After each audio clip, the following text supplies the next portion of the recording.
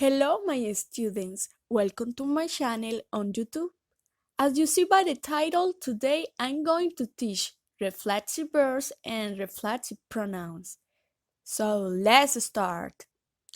In Spanish, reflexive verbs are much more common than in English, and many are used in everyday language. First, you have to know what the reflexive pronouns are. The reflexive pronouns are for the subject, yo or I in English, the reflexive pronoun myself in English is me in Spanish. An example, love myself, amarme. For the subject, tú or you, the reflexive pronoun te in Spanish is yourself in English. An example, love yourself, amarte. The subjects él, ella, usted, eso, or he, she, it, you in formal way is se in Spanish, and herself, himself, itself, oneself in English. An example, amarse, herself. For the subjects nosotras, nosotros, or we, the reflexive pronoun in Spanish is nos, and ourselves in English. An example, amarnos, love ourselves. For the subjects vosotros, vosotras, or you, the reflexive pronoun in Spanish is os, and is yourselves in English. An example, amaros, love yourselves. For the subjects, ellos, ellas, ustedes, or they, you, in English. The reflexive pronoun in Spanish is se, and themselves, yourselves in English. Amarse, love themselves. To dry, the reflexive verb in Spanish is secarse. Okay, let's to conjugate with the reflexive pronoun that agrees with the respective subject. Secarse, meaning dry oneself. That word ends in se. Secarme, meaning dry myself. Secarnos, meaning dry ourselves. Secarte, meaning dry yourself. Secaros, meaning dry yourselves. The most common reflexive verbs are irse, acordarse, sentirse, darse, encontrarse, quedarse, ponerse, imaginarse, peinarse, enterarse, dedicarse, prepararse, llamarse, meterse, creerse, acercarse, despertarse, hacerse, preocuparse, cepillarse, vestirse, casarse, verse, sentarse, levantarse.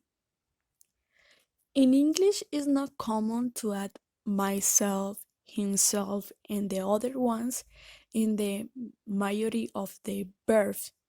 But in Spanish, verbs can be used both as reflexive verbs and as ordinary verbs. Vestirse.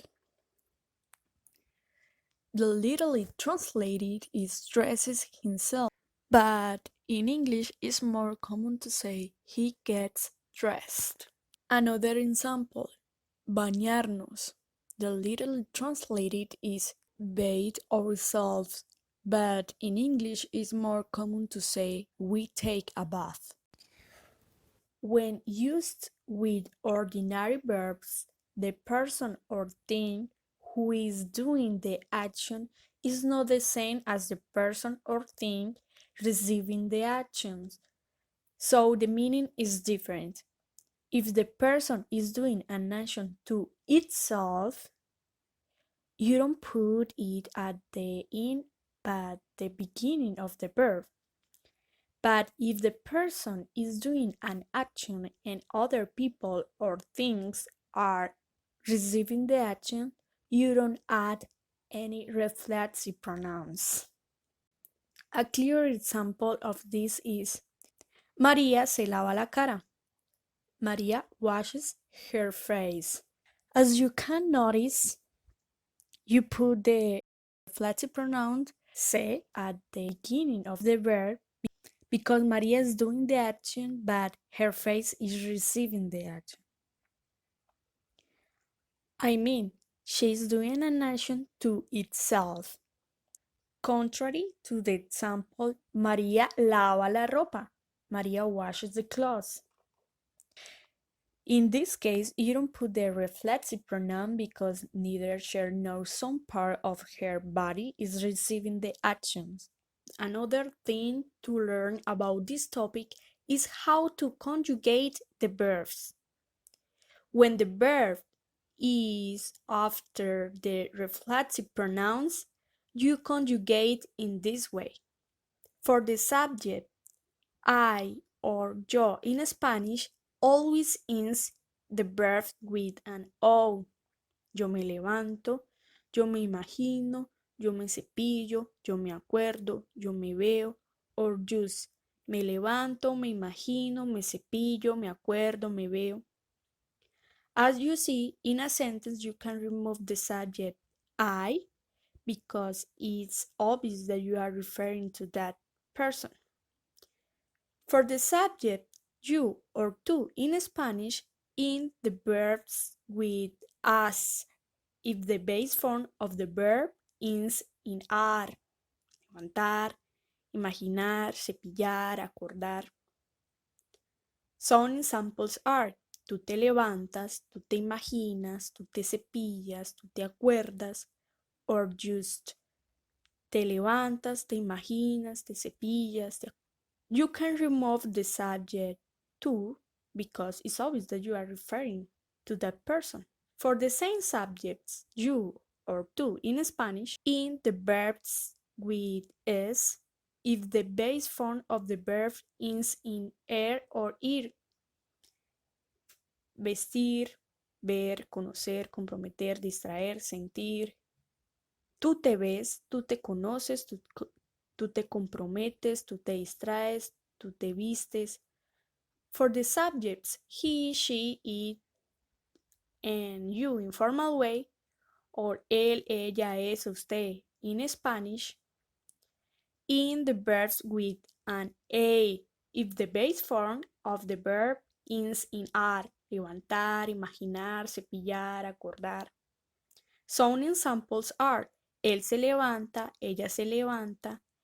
ella se imagina, usted se cepilla, usted se acuerda. In this case, it's necessary to put the subject to identify that is referring to a woman, man, or thing. For the subjects he, she, it, and you in formal way, or él, ella, es, usted in Spanish, in the verbs with an e if the base form of the verb ends in er or ir.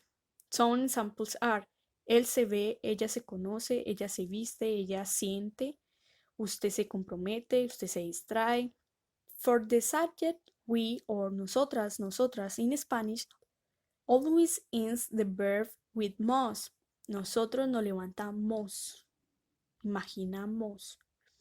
Nosotras nos imaginamos, nosotros nos cepillamos, nosotras nos acordamos. For the subjects, vosotros, vosotras in Spanish, in the verbs with is if the base form of the verb ends in ar.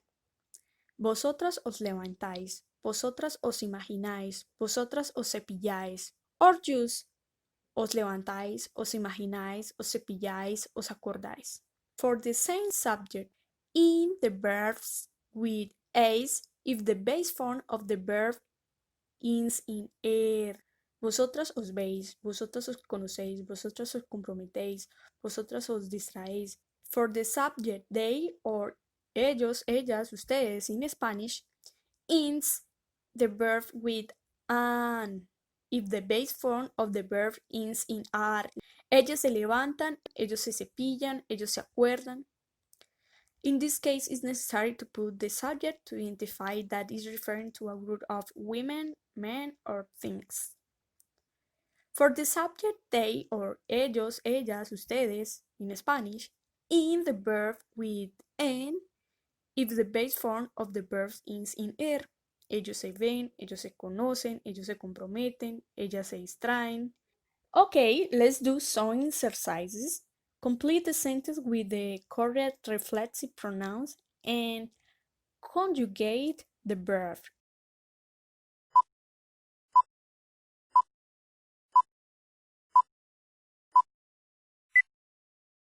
Let's go to see the answers.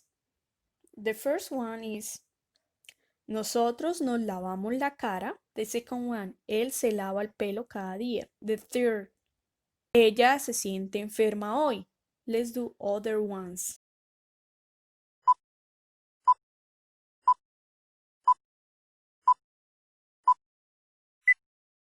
Let's go to see the answers. Fourth point, tú te maquillas a las 8. Fifth point, los chicos se afeitan cada semana. And the last one, me ducho por la mañana o por la noche. Okay, that's all. I hope you have learned and enjoyed the class. Espero hayan aprendido un montón. No olviden darle like y suscribirse. Don't forget to like and subscribe. See you in the next class. Bye!